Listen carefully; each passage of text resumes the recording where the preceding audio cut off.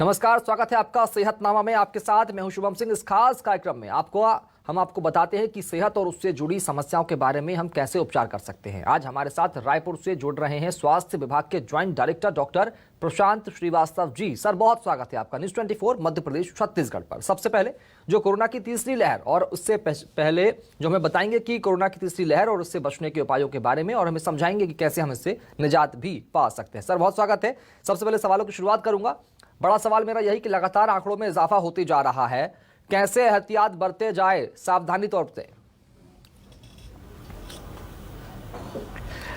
निश्चित रूप से यह बहुत ज़्यादा जो पिछले 10 दिनों में जो स्थितियां बदली हैं, ये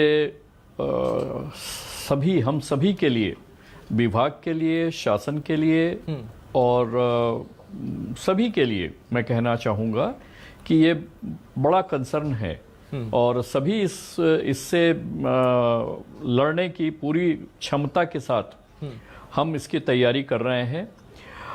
कोविड की जो तीसरी लहर है वो अभी हाल में ही प्रारंभ हुई है, जिसका अंदाज़ा ये है कि डेल्टा के बाद जो नया वेरिएंट आया है ओमिक्रॉन के नाम से, उम्मीद ये की जा रही है कि इसके कारण शायद बहुतायत से ये स्प्रेड हो रहा है। और हम सब जानते हैं कि इसकी इन्फेक्टिविटी, इसका प्रसारण दर बहुत तेज है, डेल्टा की तुलना में 3 से 5 गुना ज़्यादा है। और मेन इसमें फैलने का जो प्रसार है, प्रसार का माध्यम एयर ड्रॉपलेट ही है मुख्य रूप से। तो सबसे जो पहले वेव से हम सुनते आ रहे हैं कि 2 गज की दूरी और मास्क है जरूरी। बिल्कुल। तो ये सबसे बड़ा बचाव का कारण है, इसी से हम बच सकते हैं। वैक्सीनेशन एक इम्पॉर्टेंट टूल है। जिन लोगों ने वैक्सीनेशन 2 डोज लगाए हुए हैं उनको इसकी सीवियरिटी या इसकी गंभीरता काफी कम है, अस्पताल में भर्ती होने की आवश्यकता नहीं होती। लेकिन जो वैक्सीनेटेड नहीं है किन्हीं भी कारणों से, वो ज़्यादा ससेप्टेबल है, उनमें हॉस्पिटलाइजेशन का दर भी ज़्यादा है। जो अभी आपको जैसे छत्तीसगढ़ की मैं बात करूं तो छत्तीसगढ़ में हमारे यहाँ तकरीबन 7,000 एक्टिव केसेस हैं। जो पिछले आप देखेंगे पिछले 7-8-10 दिनों में ही ये तेजी आई है जी। और इसमें प्रसारण दर जो हमारा छत्तीसगढ़ का है, जिसको हम और वैल्यू बोलते हैं, वो 4.9 या 5 के करीब है। 5 या 5 से ऊपर, 5 या 5+, ये अलार्मिंग होता है। इसके बाद शासन प्रशासन अपने स्तर से इसको कंटेन करने के लिए विभिन्न प्रकार के प्रतिबंधन उपाय करते हैं, उसको लागू किया जाता है। और जिसकी शुरुआत हम देख रहे हैं कि प्रदेश में हो चुकी है। और जो 4-5 जिले हमारे मोस्ट ससेप्टेबल हैं, जिनमें रायपुर है, दुर्ग है, बिलासपुर, रायगढ़, कोरबा, जांजगीर चांपा, इन जगहों पे जिला प्रशासन बहुत सतर्क और सजग हो गया है जी। और प्रदेश प्रशासन भी, विभाग भी अपनी पूरी क्षमता के साथ जनता को जितना जल्द अच्छा से अच्छा राहत दिया जा सके, ठीक है, इस प्रयास में जुटा हुआ है। मैं एक बात और यहाँ स्पष्ट करना चाहूँगा जी कि अब शासन ने होम आइसोलेशन, या जिसे हम आजकल होम मॉनिटरिंग के नाम से जानते हैं, उसकी व्यवस्था बहुत बड़े पैमाने पे किया है प्रदेश में। हमारे सारे कंट्रोल रूम एक्टिवेट हो चुके हैं, वहाँ पे टीमों की संख्या बढ़ाई गई है। और जो सावधानियां हमारे होम आइसोलेशन या होम मॉनिटरिंग के मरीजों को रखनी होंगी, उसकी जानकारी भी काउंसलर्स के माध्यम से, जो ग्राउंड लेवल हमारे स्टाफ हैं, जिनको हम आरएचओ और आरएचओ मेल और आरएचओ फीमेल कहते हैं, उनकी मदद से इसको सुनिश्चित किया जा रहा है। अन्य विभाग के, नगर निगम के या नगर पंचायत के या स्थानीय पंचायतों के लोग भी इसमें जुड़े हुए हैं, मितानिनें इसमें सहयोगी हैं, आंगनबाड़ी वर्करों का भी सहयोग हमें मिल रहा है। श्रीवास्तव जी, एक अहम सवाल, चूंकि तो इन चीजों का और सबसे महत्वपूर्ण जी, क्योंकि आपने इस बात का जिक्र किया कि जिन लोगों ने कोरोना की वैक्सीन लगवा ली है उन्हें अब अस्पताल जाने की नौबत नहीं पड़ेगी। इस बात से हम भी सहमत हैं और आपका भी सहमत हम इसमें करते हैं। लेकिन एक बड़ा सवाल ये कि जो लोग कोरोना पॉजिटिव हो गए हैं दोनों वैक्सीन लेने के बाद, क्या उनसे संक्रमण फैलने की दर ज्यादा होगी? अगर होगी तो उनमें भी क्या वैसे ही लक्षण नजर आएंगे? जी बिल्कुल। देखिए, वैक्सीन, ये समझना होगा कि वैक्सीन हमें संक्रमित होने से नहीं बचाता, लेकिन उसकी गंभीरता को निश्चित रूप से बहुत कम करता है। जी, महत्वपूर्ण बात उसकी गंभीरता है, जिससे ऐसी स्थिति ना बने कि आईसीयू जाना पड़े, वेंटिलेशन पे हमें जाना पड़े, वेंटिलेटर का उपयोग करना पड़े हमारे मरीजों के लिए। तो वैक्सीनेशन का जो इसमें प्रोटेक्शन है वो इस बात के लिए बहुत ज्यादा है।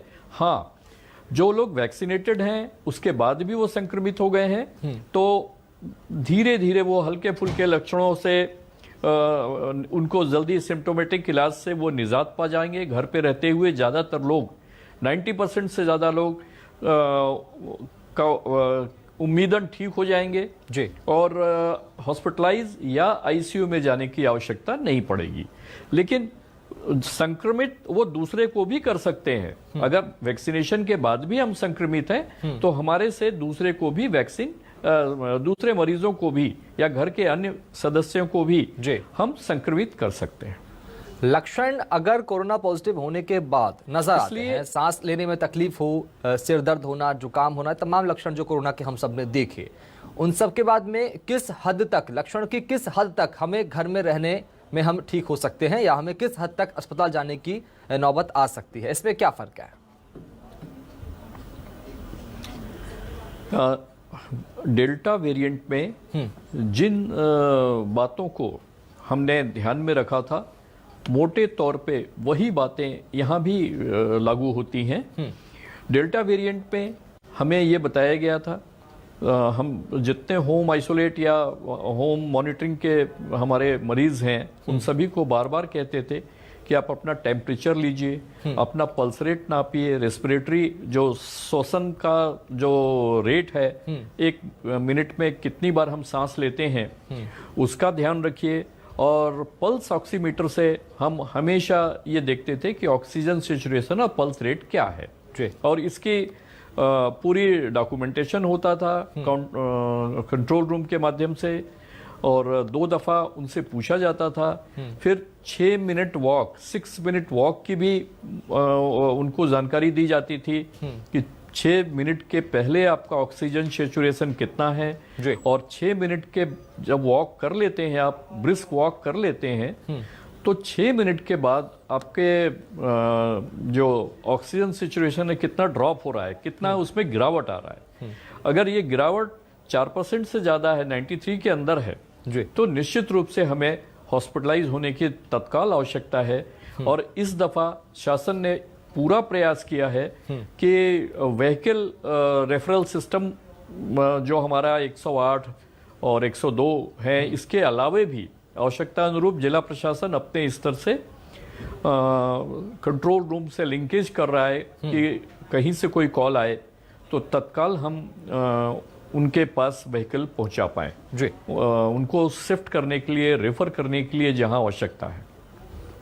सर, कुछ खबरें हमने देखी, रायपुर से भी कुछ आंकड़े ऐसे सामने आए हैं। चूंकि आप रायपुर से ही बात कर रहे हैं तो आपसे पूछना ज़रूरी है कि कुछ सुरक्षा में जो मुस्तैद जवान हैं, सीआरपीएफ के जवान हैं, वो भी पॉजिटिव पाए गए हैं। एम्स के कुछ हमारे डॉक्टर साथी भी पॉजिटिव पाए गए हैं। कहाँ लापरवाही, कहाँ चूक रह जा रही है कि आगे इन आंकड़ों में इजाफा ना हो? इसको लेकर क्या कुछ आप अपील और संदेश देना चाहेंगे? देखिए, हॉस्पिटल के जो हमारे चिकित्सक हैं, हॉस्पिटल की स्टाफ हैं, स्टाफ नर्सेज हैं, लैब टेक्नीशियंस हैं, और भी जो चतुर्श्रेणी हमारे वर्कर हैं, इन सब तो वैसे ही ससेप्टेबल होते हैं। ये पेशेंट्स के डायरेक्ट कांटेक्ट में आते हैं और कहीं भी किसी तरह की भी अगर लीकेज हुआ, कुछ भी कहीं थोड़ी सी भी चूक हुई तो काम करने के दौरान भी अगर थोड़ी सी भी चूक हुई तो निश्चित मानिए कि संक्रमित हो सकते हैं जी। हमारे जो CISF के जो हमारे फोर्स के जवान हैं, हमारे पुलिस के जो फ्रंट लाइन वर्कर हैं, पुलिस के जो कर्मी हैं, उन सब में भी, क्योंकि ये जनता को डील कर रहे हैं प्रत्यक्ष रूप से, भीड़ को कंट्रोल करना, जी, क्राइम इन्वेस्टिगेट करना, पब्लिक के डायरेक्ट कांटेक्ट में आना, तो नहीं पता होता है कि सामने जो आ रहा है, क्योंकि इस ओमिक्रॉन वेरिएंट में सबसे जो डिफरेंट चीज ये है कि आप इतने कम सिम्टम्स लोगों को आते हैं कि आपको लगता ही नहीं कि हमें कोई बीमारी है, और लोग प्राय ये मान के चलते हैं कि ये नज़ला है, जुकाम है, मौसमी बीमारी है, ये कतई ये कोविड नहीं होगा। लेकिन वो इस सिम्टम्स के साथ में अपने दैनिक काम, रोजमर्रा के काम, आना जाना सारा कुछ करते रहते हैं। ये बड़ा कारण है। और इसकी इन्फेक्टिविटी, जैसा कि पूर्व में चर्चा में बात आई कि 3 से 5 गुना पुराने जो हमारे डेल्टा वेरिएंट हैं, इसकी तुलना में ये बहुत ज़्यादा संक्रमण फैलाता है।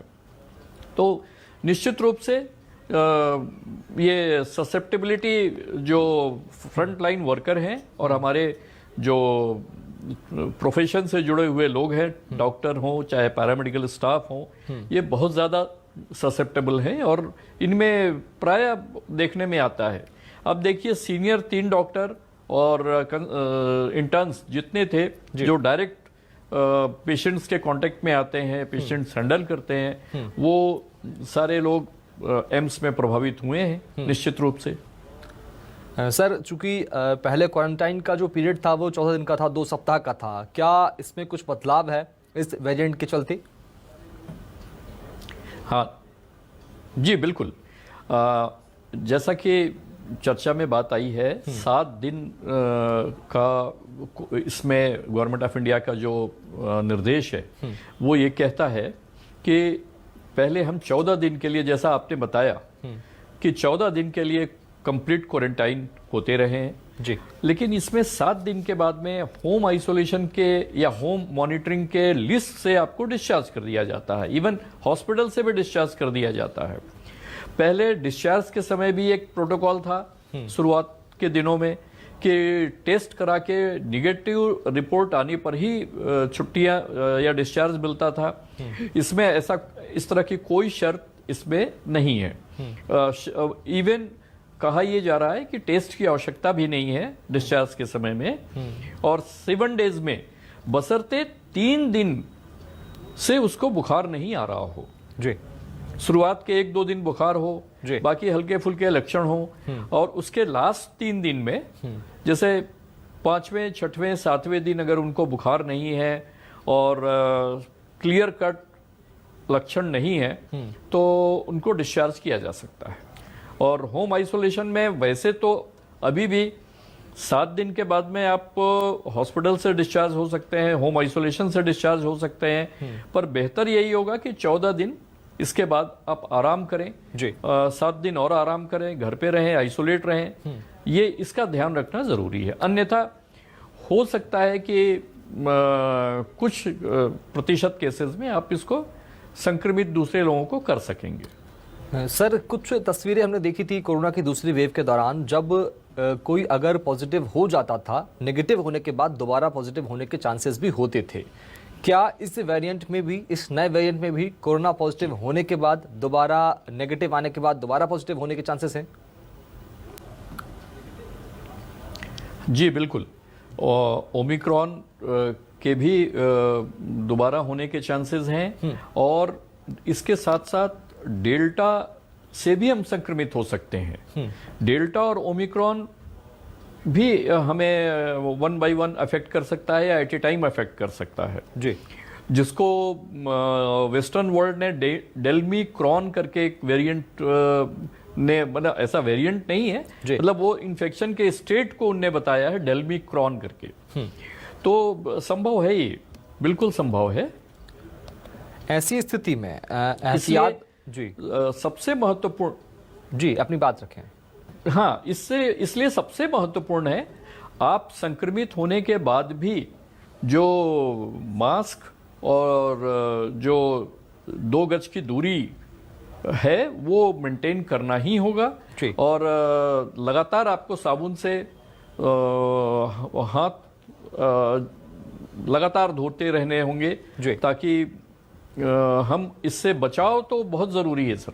जी सर, हम देश की राजधानी दिल्ली से आपसे बात कर रहे हैं, चूंकि यहाँ तमाम दफ्तर हैं, तमाम एमएनसीज यहाँ पर काम कर रही हैं, चल रही हैं। इन दफ्तरों में अगर कोई शख्स या कोई साथी कोरोना पॉजिटिव निकल जाता है तो क्या तमाम जो हमारे साथी हैं, कलीग्स हैं, क्या उनका भी कोरोना टेस्ट कराना अनिवार्य हो जाता है अगर वो उनके संक्रमण में आया है तो? जी बिल्कुल, अगर कांटेक्ट में आए हैं तो निश्चित रूप से उनको कोरोना टेस्ट करा लेना चाहिए जी, क्योंकि संभावना ये होती है कि अगर आप संपर्क में आए हुए हैं संक्रमित व्यक्ति के तो निश्चित रूप से संक्रमण आपको भी प्रभावित कर सकता है। पर बेहतर ये होगा कि तत्काल टेस्ट, सिम्टम्स अगर आए तो तत्काल कराना है जी। सिम्टम्स नहीं आए तो संक्रमित व्यक्ति के संपर्क में आने के 5वें दिन, 6वें दिन आप टेस्ट कराएं तो बेहतर रिजल्ट आपको मिल सकेगा। और मैं एक बात इसमें और जो कहना चाहूंगा जी कि जो कोमॉर्बिड पेशेंट्स हैं, 60 साल से ऊपर के जो लोग हैं या छोटे बच्चे हैं, इनको वेरिएंट कोई भी हो हमेशा विशेष केयर की ध्यान रखने की जरूरत है। ऐसे लोग भरसक बिना काम के बाहर ना जाएं, घर पे ही रहें, जहां तक हो सके अगर घर से काम करते उनको बन सके तो एक बेहतर ऑप्शन होगा। बिकॉज ये कैटेगरी जो है ये संक्रमित होने के बाद में इनके हॉस्पिटलाइजेशन के और इनको गंभीर रूप से प्रभावित होने की संभावना बढ़ जाती है जी। सर, रेमडेसिविर का जिक्र हम सब ने देखा पिछली वेव में, क्या इस बार भी उसकी भूमिका उतनी ही जरूरी होगी? क्या पिछले बार भी उतनी जरूरी थी जितना उसका जिक्र किया गया था रेमडेसिविर का? नहीं, पिछले बार भी एम्स के जो हमारे डायरेक्टर हैं और जो हमारी हाईएस्ट टेक्निकल टीम के सम्मानित मेंबर हैं डॉक्टर गुलेरिया, इनने और दिल्ली के बहुत सारे हमारे एक्सपर्ट्स ने ये बार बार टीवी पे भी कहा था जी कि रेमडेसिविर का एक लिमिटेड रोल है। पर कुछ परिस्थितियां ऐसी हो गई थी, ऑक्सीजन क्राइब्स ऐसा था, लोग समझ नहीं पाए, लोगों को लगा कि ये रामबाण है, ये अमृत है, और लगातार लोग इंडिकेशन नहीं होने के बाद भी जहां आवश्यकता नहीं थी वहां भी लोगों ने रेमडेसिविर का उपयोग किया। इसी कारण आप देखेंगे कि रेमडेसिविर की जो क्राइसिस बीच में थोड़े समय के लिए आई वो इसीलिए आई कि आवश्यकता से अधिक और मिसयूज ज्यादा हुआ है यूज होने की बजाय लास्ट सेकेंड वेव में। और अभी तो ये देखने में आ रहा है कि रेमडेसिविर की ऑलमोस्ट आवश्यकता नहीं है। सर, तो ये कहना कितना सही होगा? डॉक्टर की सलाह पे ही जी अपनी बात रखें सर। डॉक्टर की सलाह पे ही रेमडेसिविर यूज हो, अन्यथा डॉक्टर मतलब एक्सपर्ट की सलाह पे, अन्यथा रेमडेसिविर कतई फायदेमंद नहीं है जी। श्रीवास्तव साहब, एक अहम सवाल, यह कहना कितना सही हो जाएगा कि देश में कोरोना की तीसरी लहर आ गई है? नहीं, ये तो अब जिस तरह से आप लगातार देख रहे हैं, दिल्ली, महाराष्ट्र, हमारे एमपी में, छत्तीसगढ़ में, यूपी, बिहार, बंगाल, साउथ के प्रदेश, कर्नाटका, गुजरात, सभी जगह केसेस के बढ़ने का काफी ट्रेंड है। हाँ, ये हो सकता है कि महाराष्ट्र में पीक जल्दी आए, दिल्ली में पीक जल्दी आए, छत्तीसगढ़, एमपी में पीक बाद में आए। ये ट्रेंड हमने सेकेंड वेव और फर्स्ट वेव में ही देखा है, ये संभव है। पर कोरोना की तीसरी वेव निश्चित रूप से आ गई है देश में और हम सबको विशेष सतर्क रहने की जरूरत है।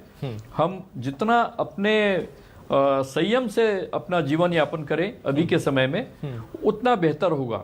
इसका ये मतलब नहीं है कि हम काम नहीं करें, जो हमारा प्रोफेशनल वर्क है, जो हमारे काम है, काम करते हुए हमको संयम रखना है, जिससे आजीविका भी हमारी चलती रहे और जीवन भी बचा रहे।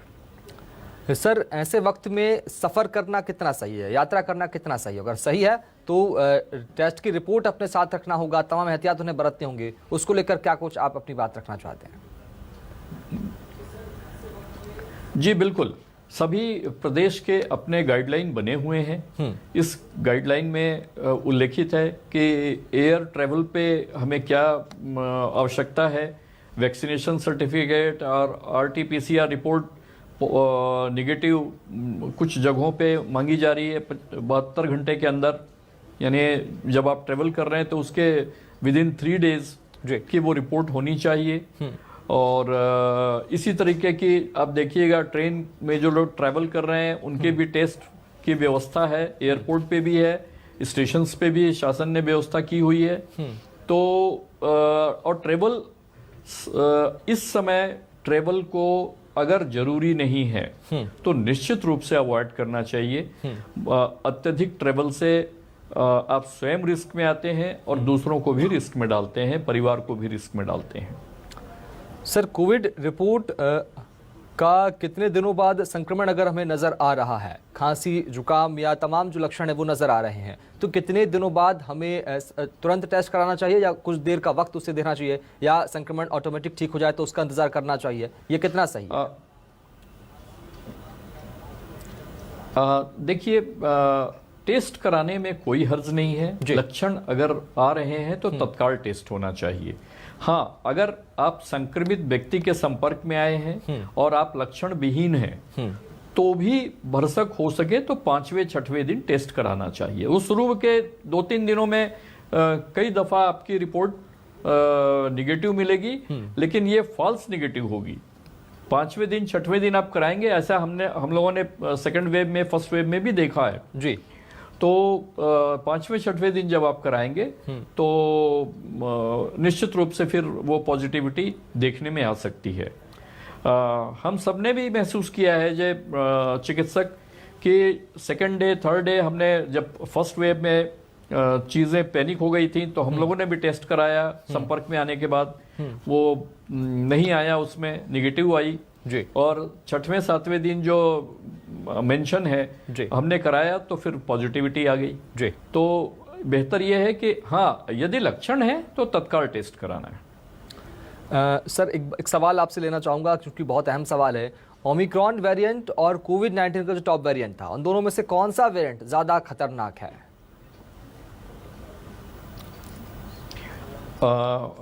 फिर से एक बार मैं जानना चाहूँगा आपका सवाल जी। ओमिक्रॉन वेरिएंट और कोविड-19 का जो वेरिएंट आया था, सबसे पहला वेरिएंट जो देश में आया था।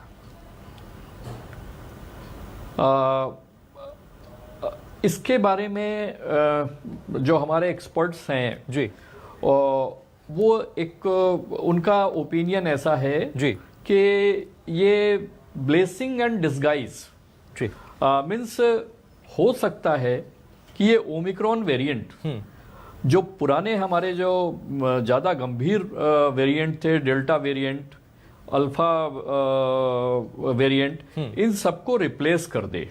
और ये देखने में आ रहा है यूके में बहुत थोड़े समय में, वेस्टर्न वर्ल्ड में बहुत थोड़े समय में ओमिक्रॉन ने पुराने सभी वेरिएंट को रिप्लेस कर दिया है। और रिप्लेस करने के बाद में इसमें जैसा हम सब ने अभी देखा है, जो डाटा अभी थोड़े दिनों में हमारे सामने रखे गए हैं, उसमें ये बात आई है। और आज WHO के भी स्टेटमेंट में ये बात क्लियर हुई है कि ये माइल्डर वेरिएंट है, ये हल्का, उनकी तुलना में ये इतना गंभीर नहीं है। तो निश्चित रूप से ये इसको एक ब्लेसिंग भी कहा जा सकता है कि आने वाले समय में जैसा हमने देखा है, ये स्पेनिश फ्लू का जो ट्रेंड देखा है, लगभग उसी तरह से ये भी देखने में आ रहा है। और आने वाले समय में हो सकता है कि ये एपिडेमिक जो है या पैंडेमिक जो है, ये एक एंडेमिक स्टेट में कवर हो जाए, मतलब हल्के फुल्के सर्दी खांसी बुखार में ये परिवर्तित हो जाए। ठीक है, बहुत शुक्रिया डॉक्टर प्रशांत श्रीवास्तव जी सेहतनामा में शामिल होने के लिए। निश्चित रूप से जी, बहुत शुक्रिया आपका सर, हमारे साथ शामिल होने की, चर्चा में शामिल होने के लिए, विस्तार से बताने के लिए कि क्या कुछ एहतियात हमें बरतना होगा। इसी के साथ फिलहाल इतना ही, नमस्कार।